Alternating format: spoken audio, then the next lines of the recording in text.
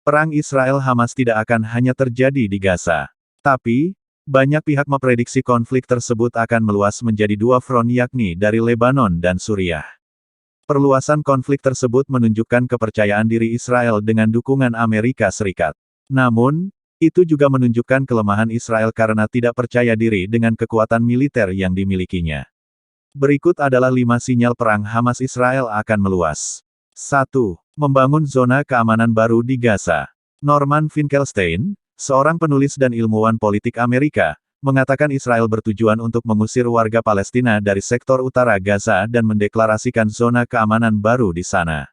Dia menggambarkan operasi Israel di Gaza sebagai antara kejahatan terhadap kemanusiaan, dan mengatakan bahwa tujuan negara bersenjata nuklir tersebut tampaknya adalah untuk membersihkan secara etnis sektor utara Gaza dan mendeklarasikannya sebagai zona keamanan baru Israel.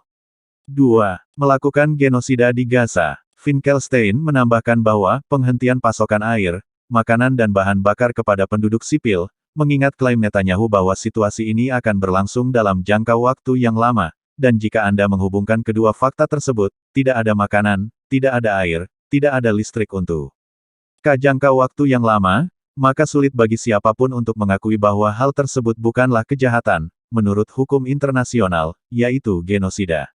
3. Hizbullah ikut bergabung dalam perang melawan Israel.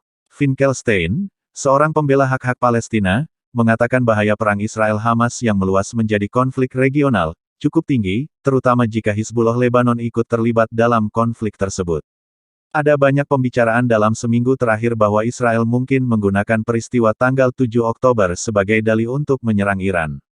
Jika Hizbullah ikut serta dalam perang secara besar-besaran, maka argumen yang akan dibuat adalah bahwa Hizbullah hanyalah sebuah unit bersenjata atau subdivisi dari Iran, dan karena itu akan membenarkan serangan terhadap Iran, katanya kepada Al Jazeera dari New York. Saya tidak percaya Israel mampu berperang di dua front, jika Hizbullah ikut berperang, jika Israel menggunakan hal itu sebagai alasan untuk melancarkan apa yang sudah lama diinginkannya. Serangan pendahuluan terhadap Iran, saya tidak bisa. Saya tidak bisa membayangkan mereka bisa melakukannya dengan cara lain selain menggunakan senjata nuklir taktis. 4. Israel memprovokasi Suriah. Israel telah melancarkan serangan rudal terhadap dua bandara utama Suriah di Damaskus dan kota utara Aleppo, sehingga keduanya tidak dapat beroperasi. Pertahanan udara Suriah diaktifkan sebagai respons terhadap serangan di kedua bandara tersebut.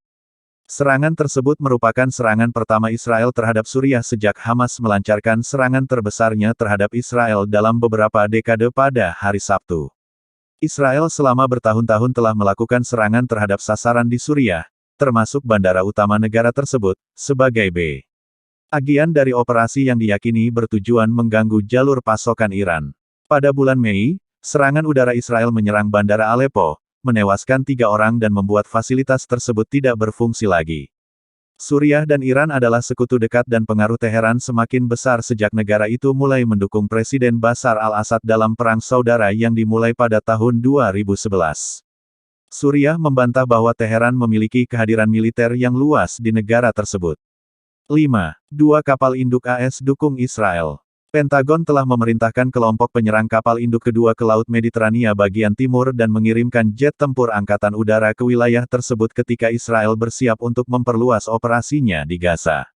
Kapal perang AS tidak dimaksudkan untuk bergabung dalam pertempuran di Gaza atau mengambil bagian dalam operasi Israel, namun kehadiran 2 kapal Angkatan Laut paling kuat dirancang untuk mengirimkan pesan pencegahan terhadap Iran dan proksi Iran di wilayah tersebut, seperti Hizbullah di Lebanon.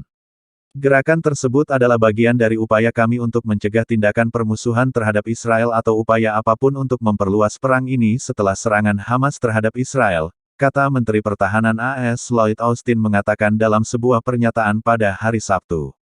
Kelompok penyerang kapal induk pertama, dipimpin oleh USS Gerald R. Ford, tiba di lepas pantai Israel pekan lalu. Kini kelompok penyerang USS Dwight D. Eisenhower, yang dikerahkan dari Norfolk, Virginia, pada hari Jumat, sedang menuju ke Mediterania Timur. Kapal induk tersebut awalnya akan berlayar ke perairan Komando Eropa AS.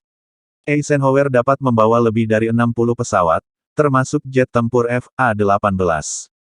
Ford dapat mengerahkan lebih dari 75 pesawat.